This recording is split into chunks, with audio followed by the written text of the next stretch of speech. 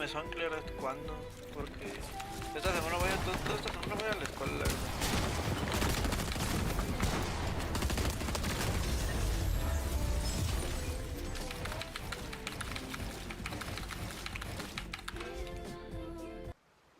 Dentro de 15 tendré que ser o la siguiente semana o dentro de 3 semanas, porque yo voy una semana sí y una semana no a la escuela.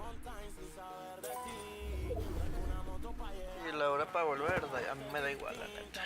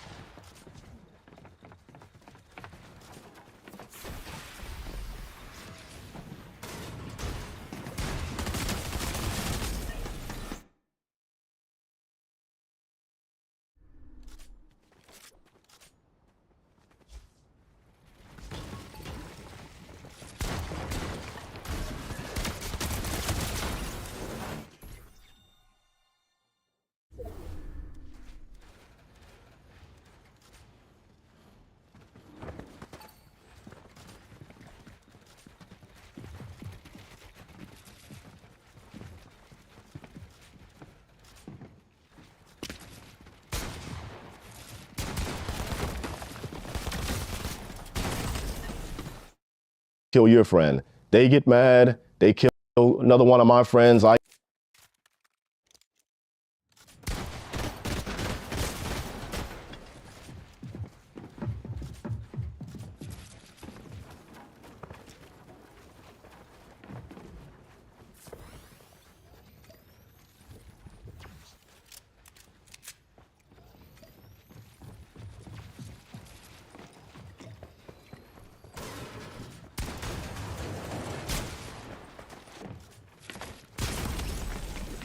get mad, I gotta go kill their friend again. Same story.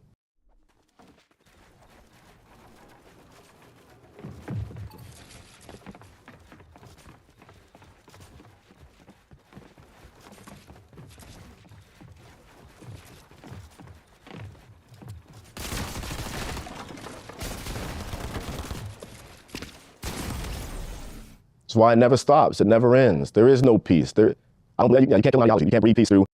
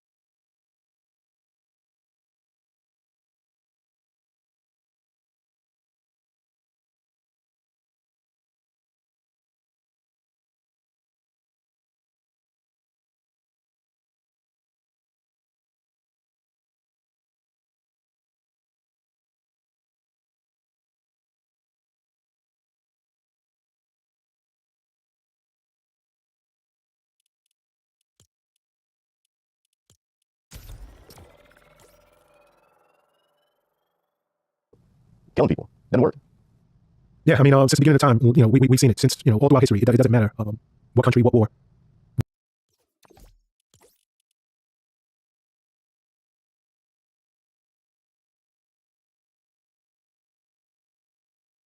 Violence begets violence. It's just what it is.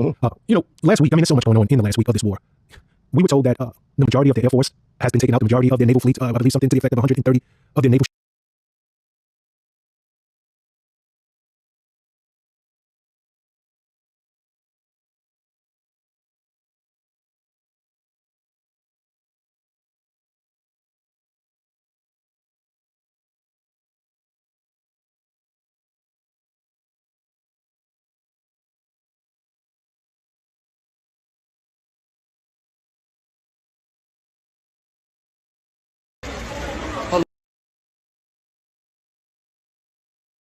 الله الله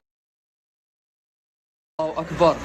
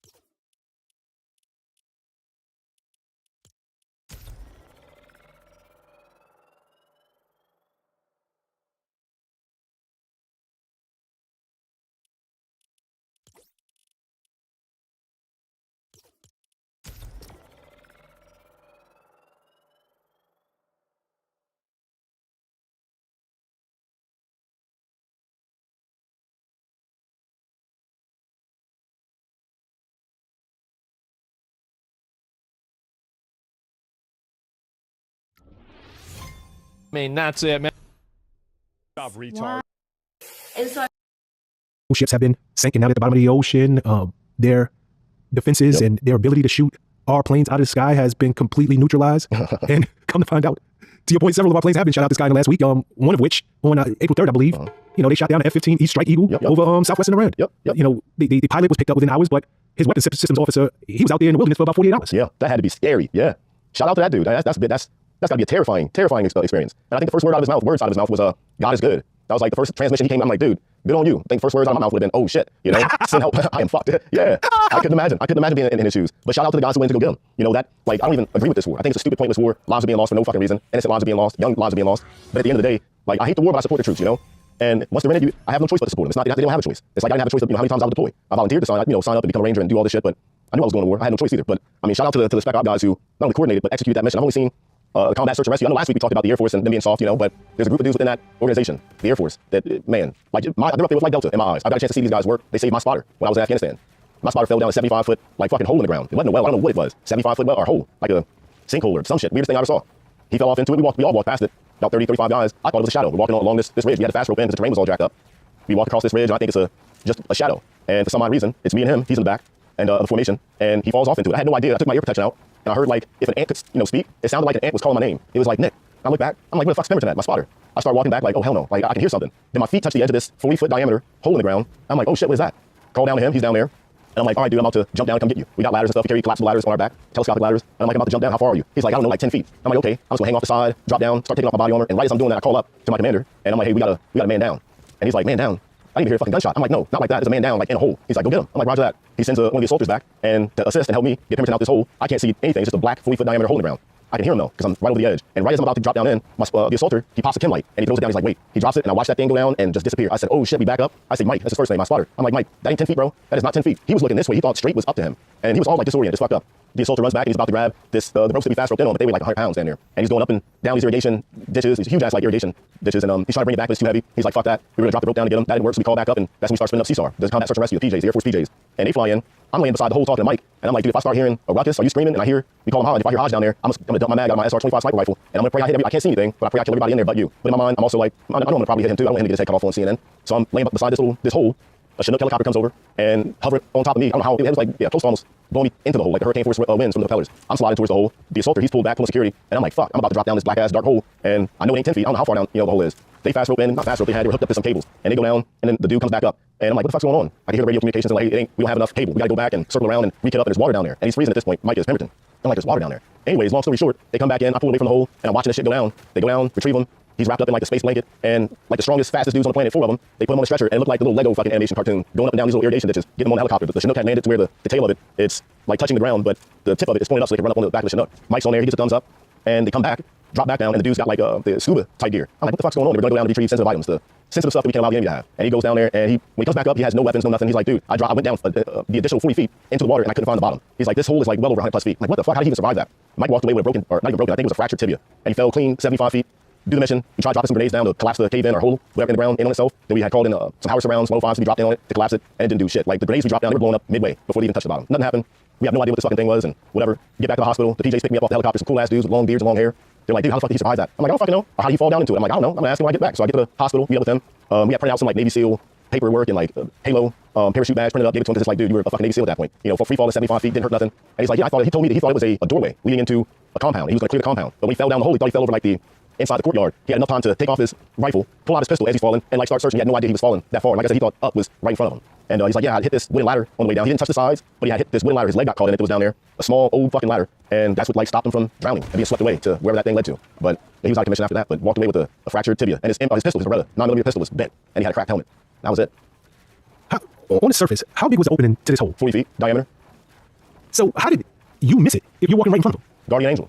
I'm walking in, I'm like in the back of the formation. You got 30 plus guys in front of me. We're walking on this like a ridge, a very small, skinny, narrow ridge. We're all walking on it. He's behind me. He decided to, hey, I'm gonna go clear this. It looked like to him, he said like a doorway. To me, it was just a black void. I didn't know what it was. We all passed by it. I'm not gonna like veer off because landmines and shit like that was, big deal in Afghanistan. He decided to do his own thing. And in the Ranger Battalion, we call it sui sponte, of their own accord. And he really sui sponte, do what you want to. And he fucking walked off into that hole and 75-foot drop.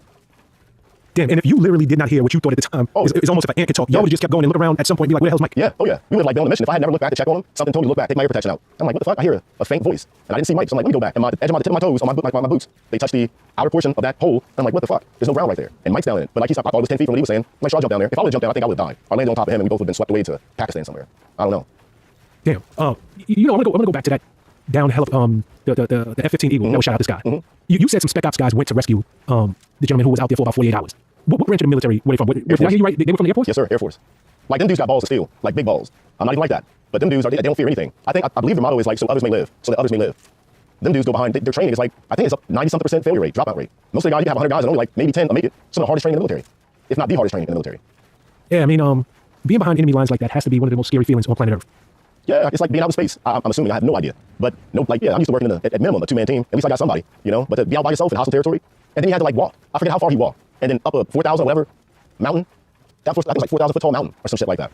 And then like left his underwear, his American underwear. I don't know. I couldn't imagine being in his shoes. Couldn't imagine. But they also go through training too, like survival, evasion, resistance, and escape, the SEER school.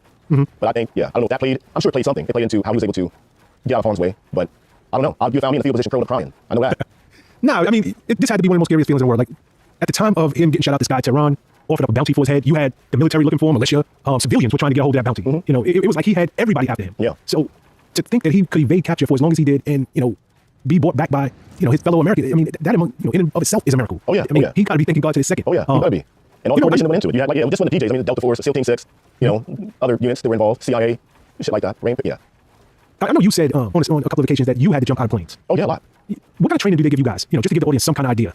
If, in fact, I don't know, if you parachute, the wind blows you away from your group, and you found yourself in a similar situation, like, is there special devices y'all wear? Is there special training that you have? Are there protocols in place, to keep you alive until people can come and find you? Yeah, there's protocols, and it depends on the mission and the unit. I mean, sometimes you might have a GPS tracking device, but most of the training we do, it's not to, jumping out of planes, it's not learning how to, evade. If something does happen, all my jumps were in States. And if I was ever blown so far away that I was lost somewhere, I would just pull up to, like, the nearest road and hitchhike my way back or ask for a cell phone or some shit like that. But no, the only training, that mattered or meant something to me was when my first jump in Ranger Battalion, I had a cigarette roll where your parachute doesn't open up all the way, and I had to pull my reserve parachute. That's like the only vital training I think and waterborne operations when you're jumping over water and you have to, there's a certain procedure you have to do to get out of your parachute rig, your harness, and swim away. But no, jumping out of the plane is easy. You just jump. There's not much to it. You just jump and hope for the best on the landing.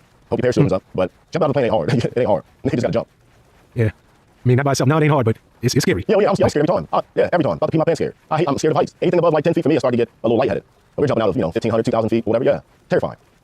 Yeah, I mean, I read somewhere that he was wearing some type of device called a C-Cell, Combat Survivor Vader Locator, and essentially instead of it broadcasting voice messages over an open radio where the enemy can intercept, it sent like short encrypted data bursts. It's able to give status updates, his GPS coordinates, preloaded messages like I'm alive or enemies imminent or capture imminent, something like that. So this device that he was wearing seems to be a real star to show. Oh yeah. And then like the CIA had their way of monitoring where he was at, locating him before they sent the guys in. But no, I didn't have anything like that. We just know that's more of like a pilot, necessity because they face they face more of the threat of being shot out the sky over enemy territory than a bunch of dudes who, if you had to jump in, you got 35, 40 dudes. Ain't nobody, worried about that. You got GPS, and you're not lost. You're meant to jump over a territory or enemy territory in my line of work, as opposed to those guys are supposed to fly over it and land in, non-hostile environments. So, but yeah, I never had to jump in combat, thankfully, because I am not built like that. Props to the dudes who did it. Trained for it, never had to do it in real life. Okay, let me go back to the ceasefire. The Secretary of War, Pete Hegseth, he gave his briefing early this morning, and essentially he positioned it as though the war was over. He was speaking very triumphantly, speaking as though the war was in past tense. But the truth of the matter is, it's a 2-week ceasefire. And to your point, that 2-week ceasefire hasn't lasted 5 hours. No. 10 hours. Yep. How do you foresee the next 2 weeks going? Because if I'm just looking at this like most civilians, there's a hell of a lot that they have to hammer out in the next 2 weeks. I mean, the Iran nuclear program, that's what we were told that this was all about in the beginning. Their missile program, their support of terrorists throughout the region, control the strait, which they are clearly like, we're not giving up control of that. But Trump also reparations, they got to talk about. Trump said he didn't even want to, he said, fuck the strait, and then it changed to, actually, I do want that. So, I mean, it's a lot of flip-flop on our side, too. Are they still allowed to enrich uranium? And I think he had talked about us going in to get the uranium, right? He talked about us going in to get the uranium, but how the hell do you do that? You can't just blow it up. You can't just march in there and take it over. So that's why I'm saying, in your opinion, what does these next 2 weeks look like? Is it a world in which all of these overarching issues can be resolved in as little as 14 days? No. Like I said, you can't, if they are a terrorist regime, you can't negotiate with them. They're going to lie. If anything, we're giving them 2 weeks to stockpile more drones, build more missiles, build more drones. If anything, we're giving them some time to do that. Reorganize, regroup, re-strategize. But they're still, like I said, they're attacking as we speak, like Kuwait right now. They're attacking bases in the Middle East. Israel's still going at it with them. I mean, I don't think that it really is a ceasefire. I think this is a stock market manipulation more than anything else. I think this was to fluff up the stock market, calm that down a little bit. So people who on the inside can bet, make a little bit of money because they know this 14-day deal is bullshit anyways. And you can't negotiate with them. The war's not going to stop. Israel doesn't want it to. They're not stopping. And that's our greatest ally. We got to help them, right? I don't see any end in sight. Hope I'm wrong. I hope there is. Cooler heads prevail. But look how it's been going. You're just going to be like, we're not going to attack America, but we're going to still attack everybody. No. What have you accomplished then? If they're still allowed to do their thing, control the strait, have uranium, like what have you accomplished? We haven't accomplished anything. And if you do leave, like, it'd be more so of a, fuck, I gotta get out of here some type of way. Let me bullshit with this little ceasefire deal thing and act like I was never here. Get up and go. And that's like all you can do at this point, or just keep fighting. I thought it was supposed to be total annihilation of the, their military. We were supposed to completely take them out. They're still fighting. They only had BBs. According to Trump, not too long ago, what were they shooting at us with? BB guns? Shooting at our planes? They have nothing. Within 24 hours after he said that, 48 hours, whatever it was, planes start dropping. That's some strong-ass BBs. So now what, we gotta attack their BB producing plant? Everything in Iran got a little red wire, one pump action, shooting our planes out the sky now. What have we accomplished? Nothing. Let's say we look at this as Trump is the ultimate deal maker. Let's go into it with that vantage point in mind, right? Let's give Trump all the credit in the world that he is the ultimate guy to close a deal. And he's the ultimate patriot who's going to close a deal in the U.S. favor. I don't understand. I mean, let's just look at the strait alone. Just the strait alone. Iran understands that as long as they are in control of that strait, they can hold the world economy hostage. Look at this. Literally, Trump is the ultimate the world economy by the balls. There's no let's go universe that I see that they would ever make a deal would give up control of that. Why would you? No, you die before you get that. Yeah, that is your nuclear weapon. That is your nuclear weapon. That's the one. That's the one thing you have to win this. Whatever you want to call it, to win the war in your favor. Iran's that's the only thing they really have at this point. He is control the oil, control the global market. Yeah, economy. Why would you give that up? And I mean, Trump does. He says he wants to have it to where he benefits from it too. He also has control over it. But I don't. You got to be one, and maybe he is. I mean, we all talking about the guy who wrote the art of the deal. I don't know. Maybe he really is that guy. We'll see. I don't see any world though that Iran negotiates with us and lets us participate and have a certain amount of control, or 50-50 split, whatever it may be, over the strait. Like they just shut it back down. A few hours after the ceasefire, allegedly. Like they just shut it back down. Before I left the house, they announced that. Oh, no, close that shit down because y'all broke the ceasefire agreement. They're saying we did it. Israel did it. They shut it back down. So now where do we go from here? It goes to show how much power they have with that strait. Why would they give it up? I don't see any world they do. And therein lies there are tons of problems. But to your point, this is the guy who wrote the art of the deal. He is the deal maker. He's the man that says you're fired.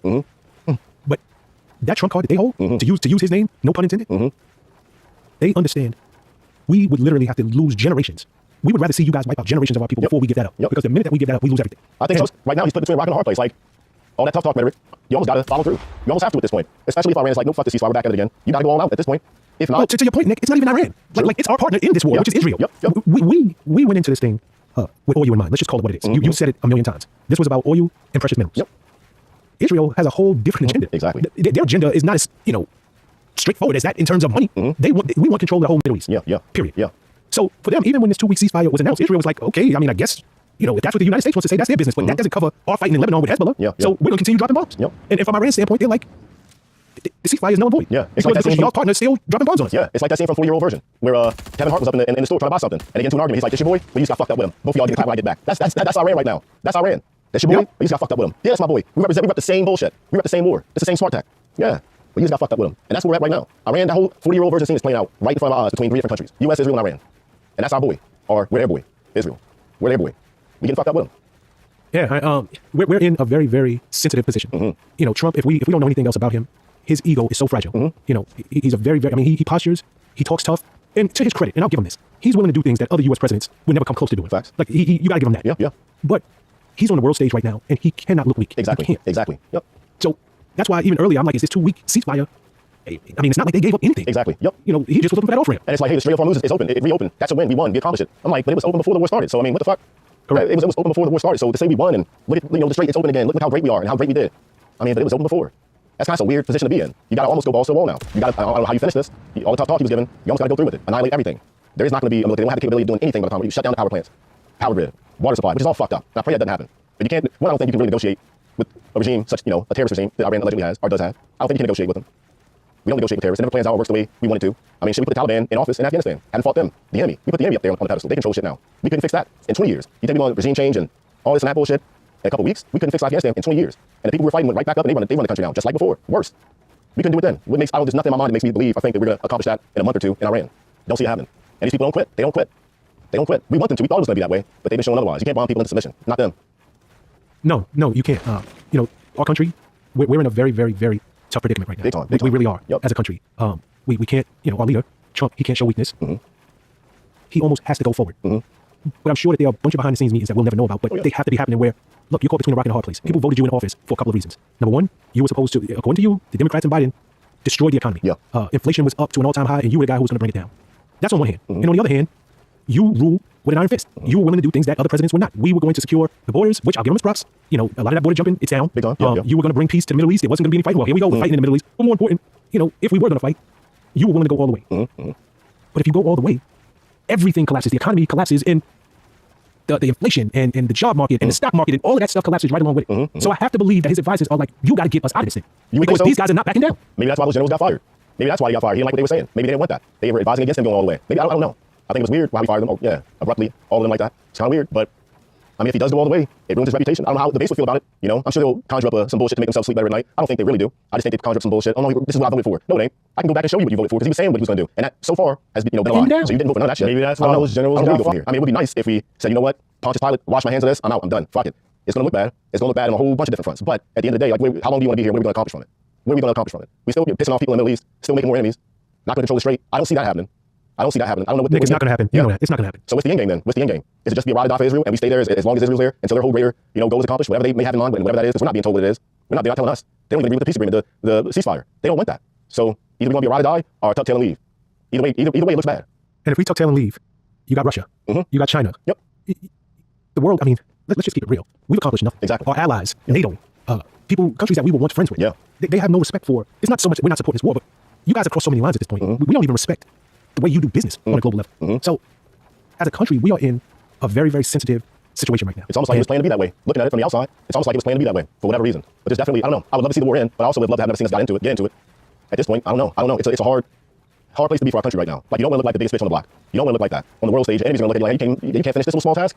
I'm not scared of you. Whatever they may think, we're not going to be respected by our allies. And Trump's already bashed them. We already don't want no part of NATO. I agree with that. I don't think NATO really helps out that much anyways. I just think that we're the biggest contributor to NATO, and we shouldn't be having to pay everybody else's bill for them to stay in. And we get a little bit, very little out of it.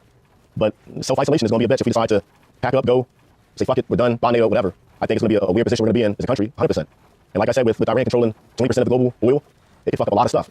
But supposedly, allegedly, we got all this oil stockpiled here, just like there's a bunch of gold in Fort Knox that, we can't see or get audited. I think a lot of stuff is, we're being told is a bunch of BS. I think they fluff up numbers to make us look and feel a certain way. It helps the markets, but man, we sure are being a lot of pirates right now going after this oil. It's almost like we're running out, or we didn't have as much as we said we did, or something else is about to happen.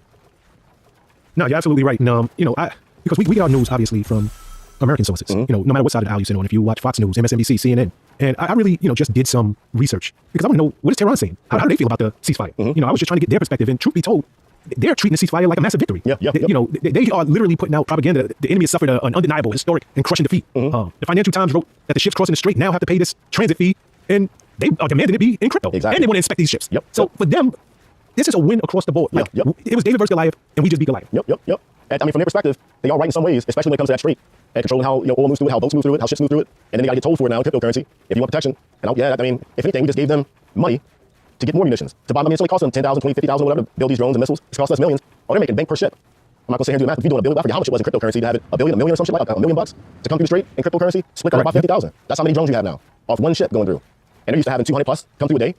That's a lot of fucking money. 200 plus $1 million A day. A day. $200 million a day.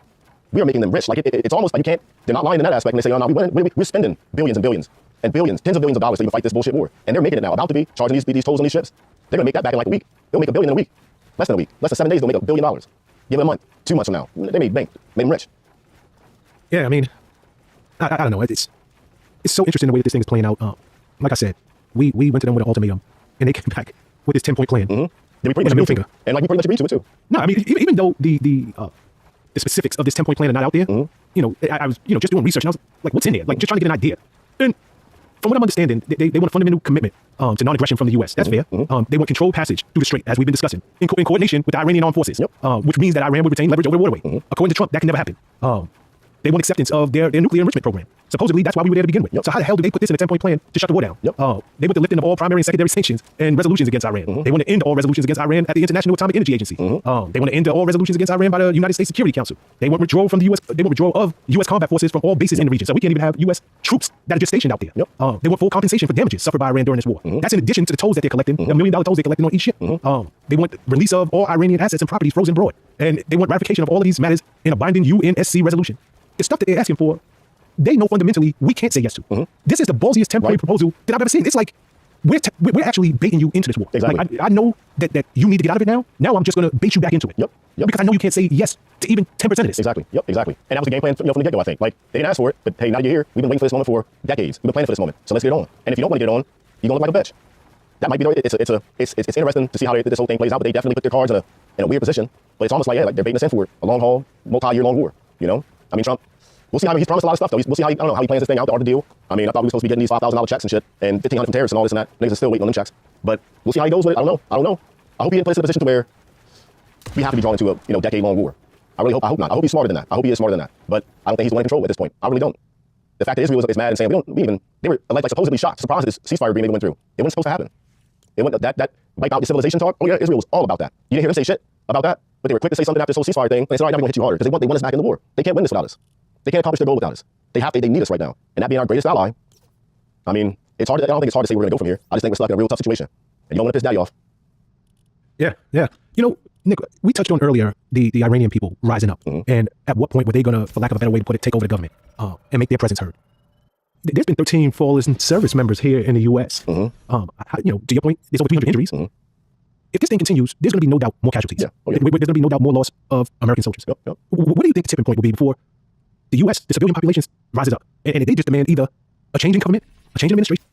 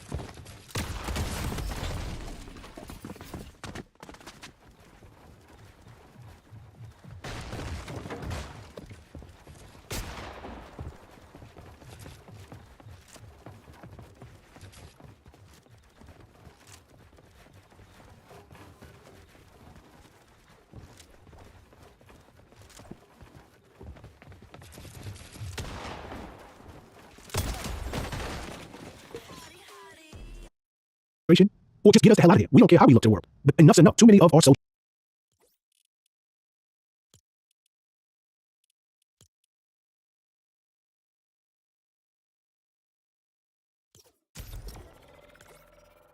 Have been lost already, and we're not willing to sit back and have another set of bodies come home in caskets with flags draped over them. What's up, nerds? Spotify here. Kill your friend. They get mad. They kill another one of my friends. I get mad. I go kill. Lifting of all primary and secondary sanctions. Dear folks. Yeah. I Those midterms.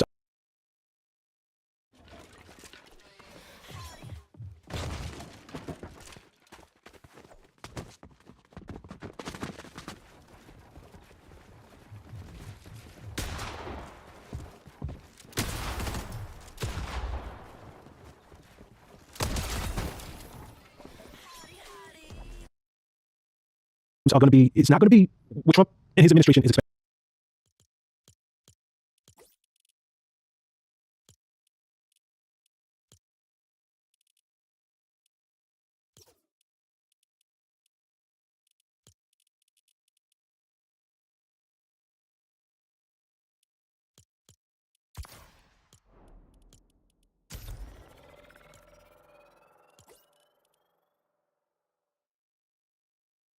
Unless he does something phenomenal. What is phenomenal. That? What do we have to do? Get controllers straight. Yeah, Get gas down to 99 cents a gallon. Yeah. Agreed. I'll come on here and back Trump if he can pull that shit off. But I just don't see it happen. I don't back any politician for that matter. But I'll have to give him props big time if he can pull that off. I don't see it happen. I'm hoping that cool heads prevail and we can be out of this shit in like 2 weeks. But I'm pretty sure I'll wake up tomorrow or I'll go home later on tonight or next week, some of the time down the line in the very near future. I'm pretty sure we'll be doing something with Iran here soon. It's just the way the war's been going on so far. You get told one thing, the opposite. I don't think there's much truth about this war being told anyways. So it's kind of hard to believe anything. You can't believe anything when it comes to war. You can't believe any of it. You can't.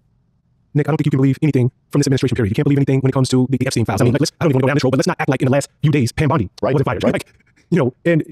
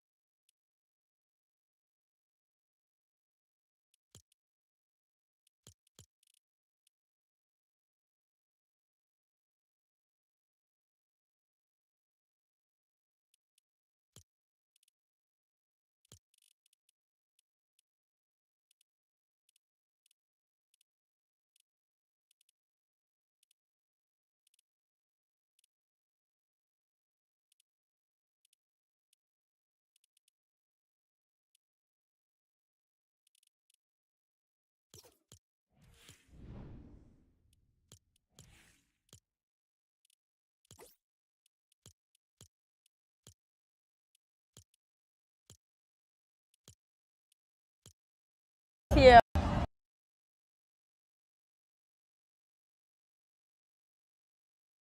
Podcast soon. I already got an invite way back to Fresh and Fit. I'll never do that. Even like, listen, you guys know me, okay? If you guys know my content, bro, I am a troll fucking demon. I'm literally like I'm like a fucking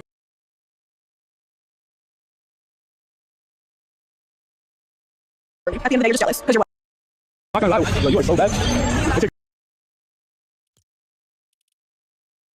Someone, and you can hype them, you can be taller. So it typically means like outshining someone in some regard. Are you motivated right now? In what metric? Any? Hmm. Really? Would you say that I don't do legally? Would you? Well, the issue is you're just giga far away on a laptop screen, so I wouldn't be able to really say what you do. It's very far away. Sorry about that. Oh, she did. Where's the Bluetooth speaker, honey? Where's the Bluetooth speaker, honey? Honey bun, Bluetooth speaker, honey bun.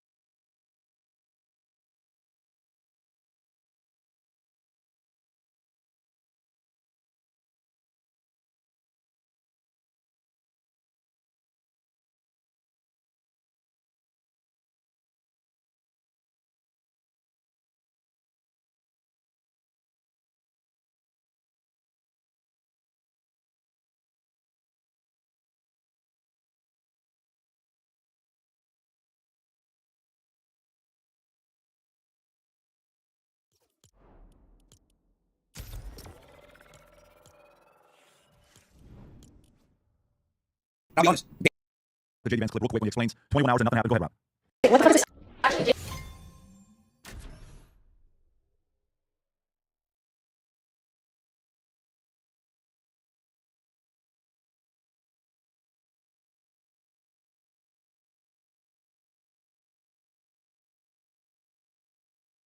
Build or try to hit a clip. Well, no worries. Big Daddy's got you. Recently, I've built my own 1v1 map designed for the lowest delay possible, so you can go from playing like this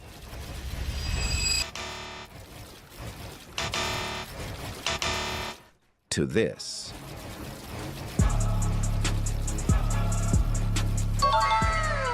Map code on the screen if you want to support me. Anyways, roll the clip.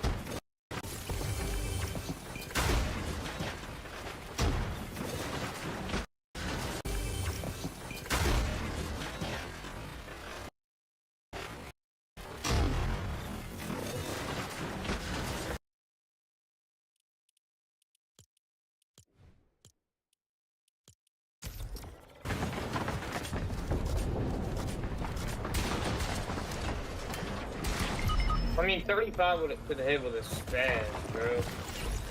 Motherfucker's just playing Ring Around the Road, bro. I knew he was crouching too. Still, because that's past the 35. Yep, told you.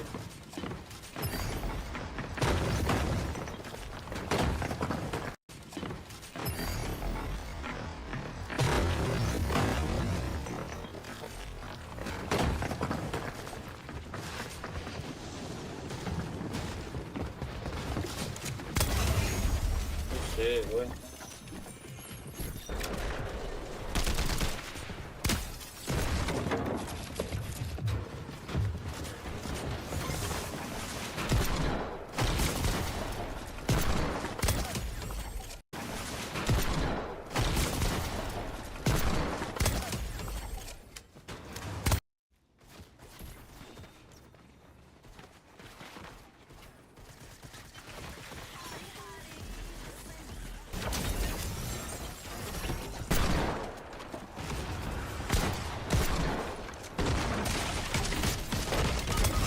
I'm so trash. I'm not gonna last. Back.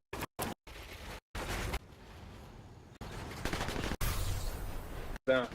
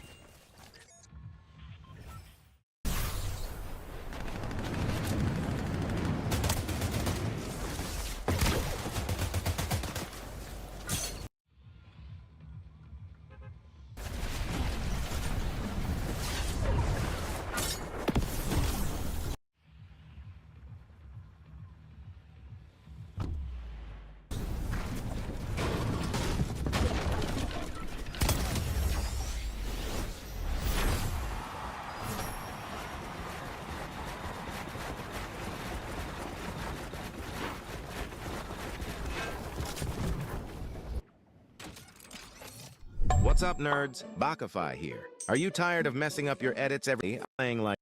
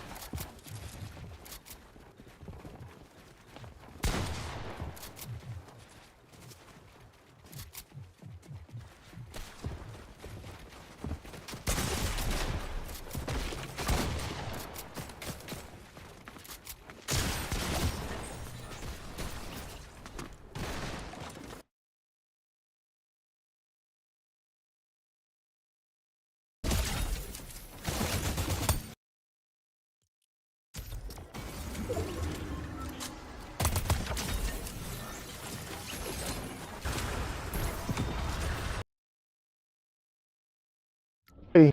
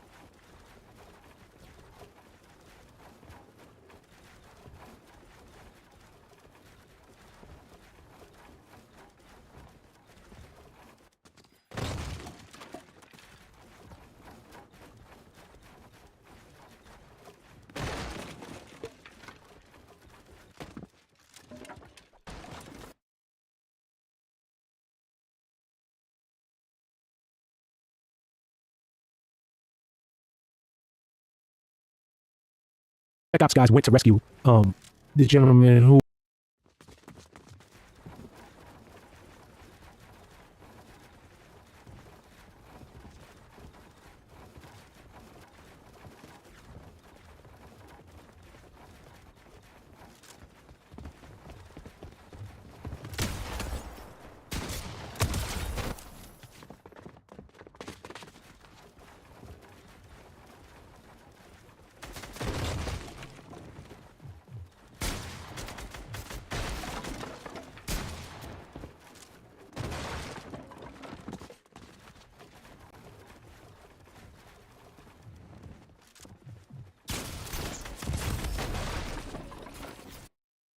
was out there for about 48 hours. What branch of the military were they from?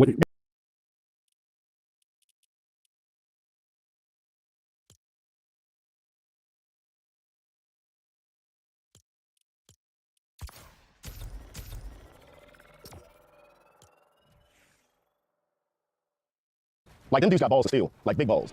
I'm not even like that. But them dudes are... Beneath it all,